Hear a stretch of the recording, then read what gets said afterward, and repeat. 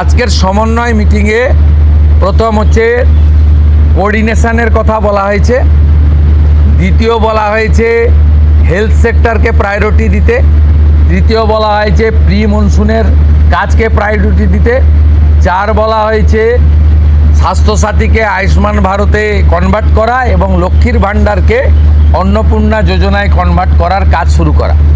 আগামীকাল বিকেলে নবান্ন থেকে আমি এবং সংশ্লিষ্ট দপ্তরের মাননীয় মন্ত্রী সিএস, এফএস এবং অন্য আধিকারিকদের উপস্থিতিতে অগ্নিমিত্রা পাল এবং আমি একটি ফর্ম পাবলিশ করব, যেই ফর্ম অন্নপূর্ণা যোজনায় ফিল আপ করতে হবে এবং আমরা কালকেই বিস্তারিত বলবো।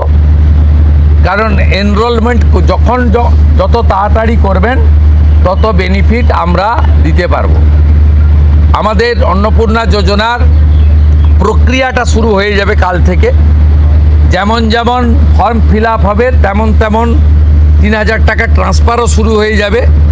আর যতক্ষণ না 3,000 টাকা ট্রান্সফার হচ্ছে, স্বাস্থ্যসাথী যেমন কন্টিনিউ রাখা হয়েছে আয়ুষ্মান ভারত কনভার্ট না হওয়া পর্যন্ত, এখানে আপনার লক্ষ্মী ভাণ্ডারকেও কন্টিনিউ করা হবে। বিস্তারিত কালকে আপনারা জানতে পারবেন, ফর্মের কপিও আপনারা কালকে পাবেন। অফলাইন অনলাইন অবশ্যই থাকবে, শুধু পাবলিকের উপরও ছেড়ে দেওয়া হবে না।